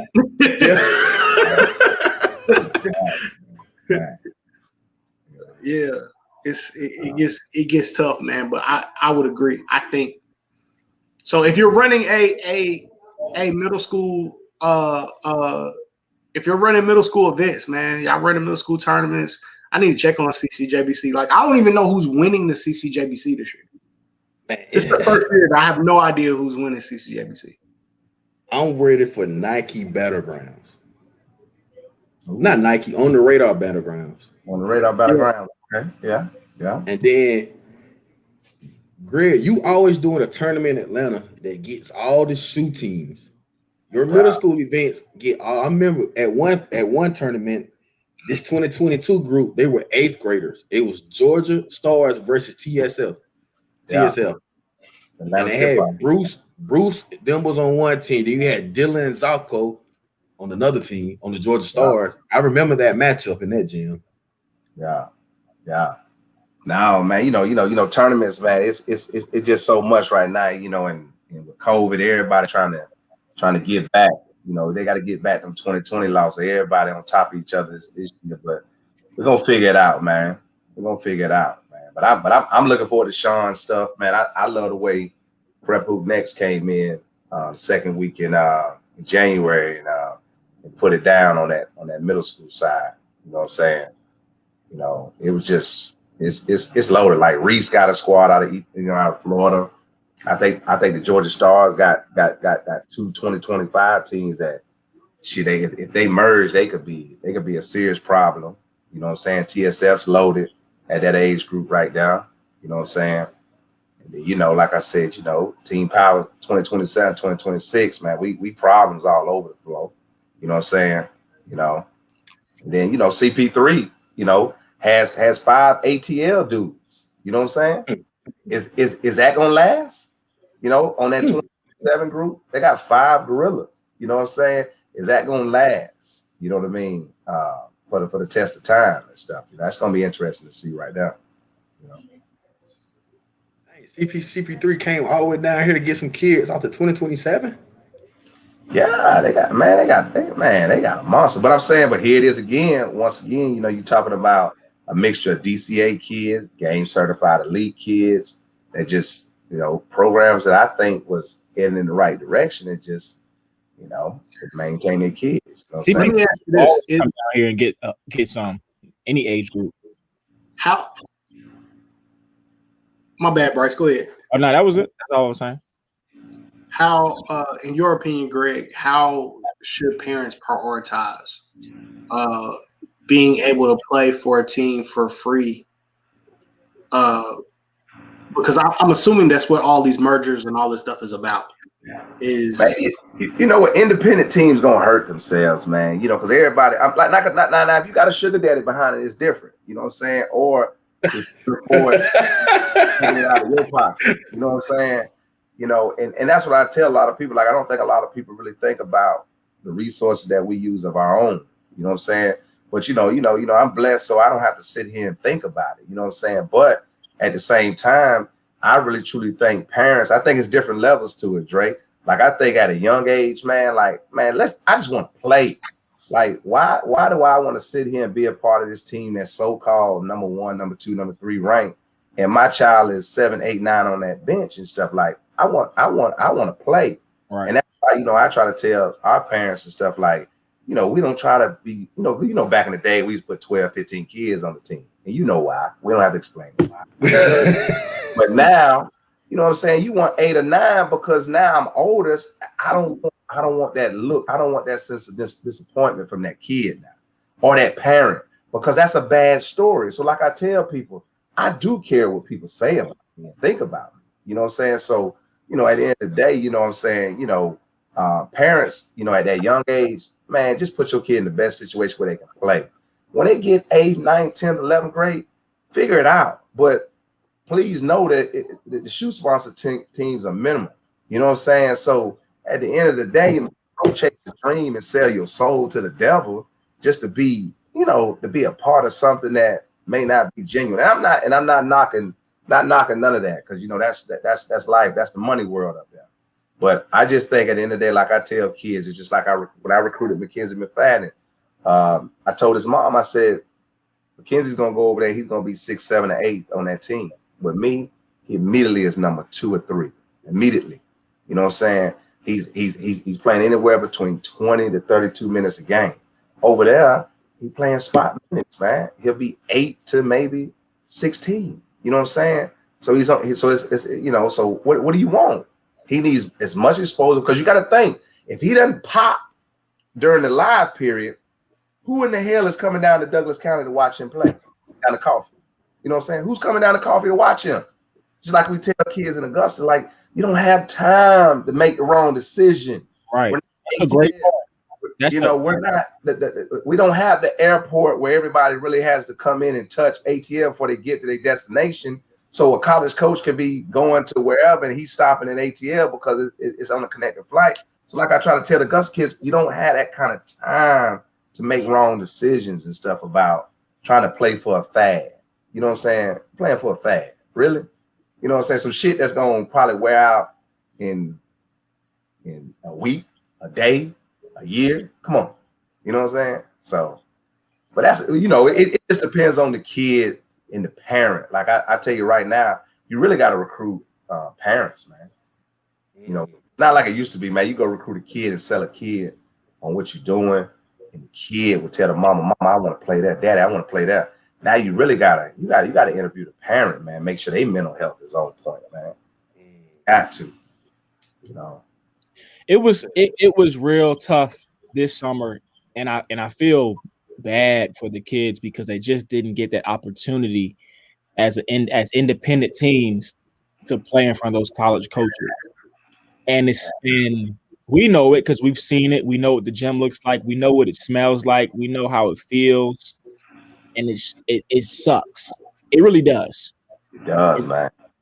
You know what, right? Not to cut you off, but the next 2 years, 2021 and 2022 classes are going to be impacted very heavily. Everybody gets their year back in college. The transfer rule got delayed, but the transfer rule is probably going to pass through soon. So you talk college, high majors. I don't care what you're thinking about. Division II coaches. One of the craziest things about Division II is you go talk to them, all they want is a damn JUCO kid or a Division I transfer. Yep. I talked to a mid-major college coach, and he was just telling me, he was like, gee, to be honest with you, man, I probably won't recruit a high school kid for the next 2-3 years. Yeah. It's gonna be tough. I think a lot of kids are gonna be, and honestly, I feel like a lot of kids are not prepared for college basketball anyway, normally. But I feel like now they're going to be forced to either go the JUCO route or reclass. I feel like most of them need to reclass anyway because they don't know how tough, they don't know how the game is, and you're not prepared for it mentally. You know what I mean? Your whole game has to be damn near complete when you get to that level. And for me, even with some kids I've had in the past, like Tay Watson, and Tay Watson is a dog. I'm like, bro, it might not be bad. You know what I mean? Like we talked about it. If something comes up, bro, you might need to go, maybe you need to reclass and do 6 to 8 months to get your game right. So, and for me, it's nothing wrong with that. And now I think they're going to be maybe forced into it anyway.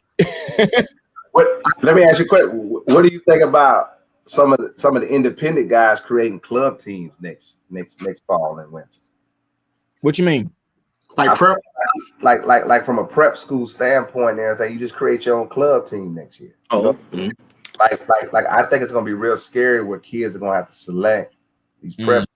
They're gonna pop up out of nowhere, and it's gonna ball down. It's gonna ball down to really you got to go with somebody that's financially sound, and they're gonna be evaluating on that because they're just gonna be looking at the aesthetics of how it looks. Yeah, looking within to try to see is it a financially sound structure, you know.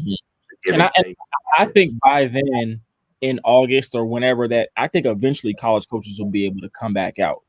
So and most kids, they haven't been recruited, they haven't experienced that. You're gonna want to be recruited. You know what I mean? It's just part of the process. It's part of the process. Yeah. Some kids blow up and get a bunch of offers. Some kids might get 2 or 3, and you go on a couple of visits and you commit. Some kids might have some high major opportunities. Like for me, I would delay the process if I really wanted to play basketball at the next level. I would not rush it because when you get back to normal, I might be okay. You know what I mean? I would be shit. I might not be ready to play college basketball anyway. I might need a red shirt. So what's the difference? Yeah. I think you said a lot right there too, Bryce. That's really important because people don't get the statement that you're making. I think it all computes to us when you say kids aren't ready to play college basketball. But I think to a lot of people that are listening and watching, that they may not fully understand what you mean. Like kids don't. Go ahead, Bryce. Go ahead. The 2021 class of basketball players, because we have set them up for years and glorified them, now that their time is here and some of them are not where they're supposed to be, they will shoot you down and they will tell you what they're going to do. Yeah. And not realizing that there are aspects of their game that needs to be worked out. That for some reason along the way you got skipped. Your IQ is now being exposed. Your shooting is now whatever it is. I'm about these 2021 kids. and I'm gonna touch on that again, Bryce. What you're saying, a lot of these kids don't play at a college level pace with a college level intensity, strength, college level defense. Because in high school, some of these kids have never really guarded anyone. But being able to, what I see from kids going to college is it's one thing to know how to play hard. It's another thing to know how to play hard within a system. Right. In your job. Yeah. Like it is so different to know. Like you don't get to waste a whole lot of dribbles in college, bro. They got you on the shot clock. Yeah. Not even that, Dre. Playing hard does not mean play fast. Right. I feel like a lot of kids think because I'm Coach I'm playing hard. No, you're not. You're just running. You're just playing fast. Yeah. You're not playing with no control. Fake hustle. Fake hustle. Fake hustle. You're still not blocking out. The closeout was still shitty. Like, you're not playing hard. We had a player a couple summers ago that had some offers playing with us independently. And for whatever reason, he decided situation didn't work out. So this kid he reclasses, goes to post-grad, whatever you want to call it. And then he goes JUCO, which is still a crazy route. So he's been working an extra 2 years out of high school. He's in the JUCO right now. He'll be done in, when their season's over, when the school year's over, whatever, he'll go D1. So you're now getting recruited and you now have to guard a 6'7" dude who's been playing, who's got 2 years over you as a high school guy. Yeah. And it's not anything towards the high school kids. It's you have to look at this for what you're about to get into. Well, Bryce ain't gonna tell you. He gonna throw your little ass on the ground. That's what's gonna happen. It's gonna be tough. He's gonna throw you on the ground. But we always say blackout early, just gonna throw your ass on the ground in practice. We always talking about the JUCOs and transfer. We always forget the overseas players are coming over. Yeah. Yeah. And taking spots too at the college level.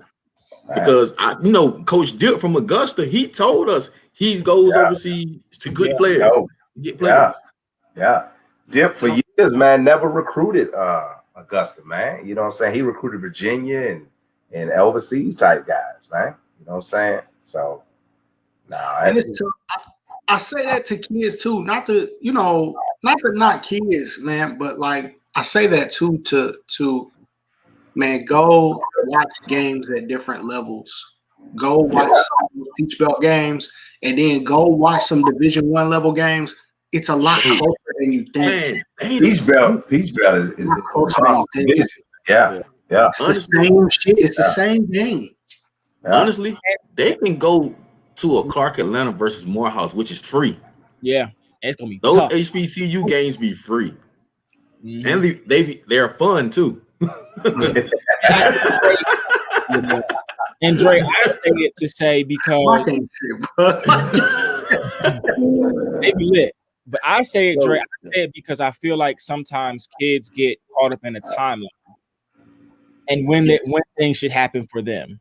And I just, because we've been doing this long enough, I want people to understand that if this is what you really want, you're gonna have, first of all, you got to grind for it.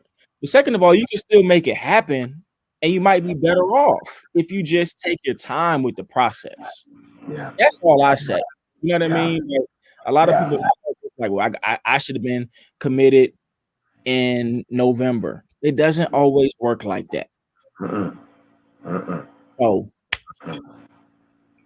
nah, that's facts, man. That's facts. I think we covered it, man. Yeah. Oh. I think we did a good breakdown of independent basketball. I'm glad you brought your notes. Yeah, man. You hey, man. I don't dig in the notes often. I don't dig in my notes often. When I need to, I got ready. Books and stuff, man. You had a cheat sheet, man. Hey, man. You know how many those live period books I have? Man, that's what I'm saying, man. You got so much stuff in that thing, man. Yeah, man. I hope we get, just give me 1 week in the live period. I'll be cool. Just give me one. Give me a Thursday through Sunday. I'll play. Where you going, Bryce? Where you going for live period, man? Where you going? My boy is going to McKeith Trend. You going to McKeith Trend, man? People that know me well, know that because back in my day with the younger kids, I used to travel so much. I'm talking about Orlando, Vegas, DC. I kind of worked myself out early on. So now I really honestly play at the closest place I can play. Hey, Coach, I ain't gonna lie to you. After not having live period, I don't care if live period is on the damn moon. But that's true too. I'm calling SpaceX. If this coach is up there, that's true. We're on the next rocket. But it's gonna be crazy, man. Wherever this coach is on the baseline. Man. And we're gonna see what independent teams really have the juice, because it don't matter what players are on your team, just because the jersey, coaches are gonna watch you play because of the legacy and the alumni of your team. So when the team power, Georgia Tornadoes, Infinite Skills, Georgia Canes, like Dre, I feel like you're gonna be on that list pretty soon. Once y'all keep building y'all teams, I feel like those teams, they're gonna have the juice. They don't even know. I seen where college coaches don't even know who's on the roster. Man, but just because they see Smyrna Stars, they coming in there. Yeah, they coming in there. Yeah. Smyrna Stars always got 1 or 2 diamonds. Man, this man trying to get me in trouble because he knows Zacho probably watching the show. But let me tell you, if Team Takeover called me and they want me to go to Peace Jam, and coach, that's gonna have a new sweatsuit on, dog. Hey, at least the same colors. We both orange. You know what I'm saying? I might have to be on that phone and say, "Hey, man, we gonna have to." I'm just kidding. How many pair of shoes I get, Coach? Do I get them? Hey, I got shoes. We good. Hey, man, you leave us, man. We kicking you off the show. No, we loyal over here. We get number loyalty over here. I'm just saying, it'll be a 1 weekend deal. 1 week. 1 week. Just let me go to Peach Jam. Bro, you know what you sound? You sound like one of these freaks in the street talking about 1 week. I'm trying to say, man, you ain't missing I feel much, you on man. that, bro. Yeah. I feel you on that. Man. I tell kids in my program all. That's really it. Like, I don't really need a coach on no shoe circuit, to be honest, because I know my lane. But I've been to Peach Jam, and I know what it looks like when Bradley Beal walks in and he watches his team, and Patrick Ewing watching from the sideline, and this man. Yeah. I don't think I would block a kid from that experience. Of course not. Oh, no. I wouldn't block a kid from that experience. Nah, you can't, Dre. Nah, you can't. Go play. Play. I got asked that question internally about one of our kids. And I was like, if that happens and he gets that offer and he's going to play, I couldn't block my kid from that experience. Now, I think EYBL at 17 is different than saying you're leaving to go play in 10th grade or 11th grade. But you going to play 17, you going to play EYBL at 17, you got a chance to go Peach Jam. I don't think I'm blocking my kid from that experience. Well, you know you're not Greg. Don't go sit Greg. Greg had a player, Marcus Watson, left the Georgia Stars in the middle of a game. Oh, man. Hey, man. I took so much slack from that, man. That was crazy, man. The next team power game that day, we saw Marcus Watson in the uniform. The next game, it was like 30 minutes later, we were at Altoona, and we see Marcus Watson warming up. Greg looking on him, he's smiling, licking his chops. He was big as hell too. I was on another court like shit. I'm glad we ain't paying them. Hey, man. Y'all played the Celtics that game. Yeah, they smashed us. Hey, they played. I remember that. That day. They got what's old boy who had Georgia Tech now, the big boy, and then the Brendan Tucker who had College of Charles. They had some dudes, but they put it on us. They put it on. Yeah. No, that was a good squad right there, man. We had a good battle with them at Adidas Memorial Day, man. I think Julio cheated and stuff, but we man, but straight up, man. It's some funny experiences though, man. I think, I think now the people know what independent basketball is.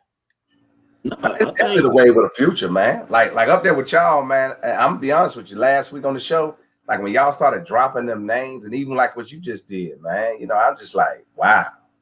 You know what I'm saying? You really gotta watch yourself when you open up your mouth now. You gotta know what the hell you're talking about now. You gotta know what you're talking about. I know what you're talking about, bro. You know what I'm saying? And you gotta put a lot of respect on a lot of dudes, man. Yeah. Sure. But I appreciate the tweets. If anybody else want to put me in their top 5, I'm sure we'll retweet it. And thank you kindly. So if anybody else wants to give me, you know what I'm saying, I appreciate you. Yeah. That was a good history lesson tonight. That's our show for the night, man. We appreciate y'all for pulling up, Greg. We appreciate you for pulling up on the show. Like I said, if y'all didn't catch it, we got so many requests for this show and programs. It will be good to have an introduction to a lot of the independent programs, man. So we're going to line them up, man. We're going to book them week to week to week, and we're going to bring on some guys that we can introduce y'all to, make sure that we understand the history of this thing and how it's been rocking out. I appreciate the invite, fellas, man. Y'all doing a hell of a job, man. Keep it up, man. For sure. No doubt. Greg, you're going to have to hit me up, man, and let me know when the Shorties is playing and you got the gym packed out, man. I want to pull up. Hey, man, I'm going to tell y'all right now, man, this weekend, like I told you, we over at Hoop Scene, and I'm saying it's gonna be an okay group, but I'm just telling you, like we just in the lab, we're just trying to get better. I'm gonna have the whole squad. I got my two kids finally back with me that we've been missing. So that's why I'm telling you, hey, man, I got 2 new ones. You know what I'm saying? Yeah, but they're not really new, but their parents just been real cautious due to COVID and stuff. But they on the scene, and long wiry guards, and I'm excited, man. Like our 6th, 7th, 8th grade, man. We gonna take that thing this weekend. Watch. Might be a power sweep this weekend for sure. Hey, Hoop Scene ain't charging media $50 to get in. I heard they was taxing media over there. Hey, well, they got new management now, man. You know, old boy gone. So Ty new management. They went and got new management. Now you got to pay for the articles too. I seen that. I had to text old boy to get an article about my kid over at Evans, man. That's crazy, man. Hey, got a subscription fee. Hey, listen, I just want to make sure, man. Like, I do want to come and see the shorties play, but man, y'all taxing media, like, hey, gotta get your face card up, Dre. Yeah, obviously. Yeah. Hey, or you got sneaking. Hey, Swanee got this back door that no one really knows about. Oh, I know about it. And it stay open. Stay open. Yeah. Team a couple weeks ago, man, let a whole parental group in there, man. So, that's why I hate using McKeecher, man. That's why, you know, I hate when Coach Thompson took me off the front side. You know what I'm saying? Now you got you coming on that back side right there, man. It's just scores right there, man. That's like, I hate that now, man. Yeah. We'll get to this, Portia. We'll get to this. The recruiting process. People have actually requested that we put together like a recruiting symposium.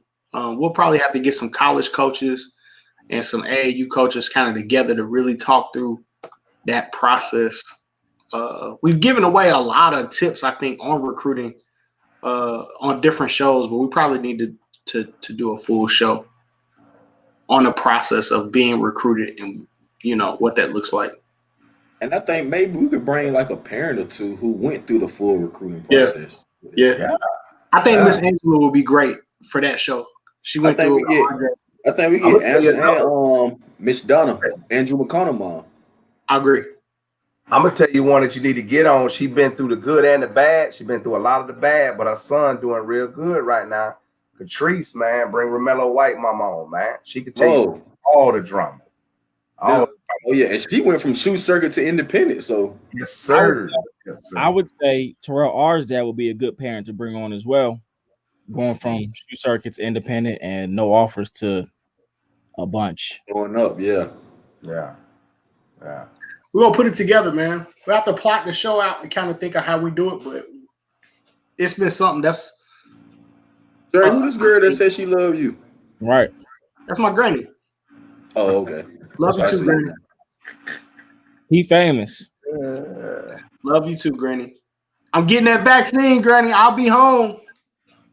Hey, Granny on Facebook Live on you. Vaccine, Granny. I'll be home. As soon as I get there, I'm posting up for a week. I ain't moving. But that's our show for tonight, man. Love you guys. Appreciate y'all for hanging out with us strong for 2 hours as we get through this thing, man. Can't wait to see everybody out there this summer. We getting close to it. Hopefully everybody stays safe. Continue to mask up, wash your hands, keep your distance, do everything that we're supposed to do. We're so close to AAU. I remember, going through this time last year. We was gearing up for everything, and then boom, everything just shut down, man. So let's not have that. Let's not get too loose with everything, man. It's still people, falling ill and getting sick. So take care of yourself, take care of each other, man. And we'll see y'all out there on the floor.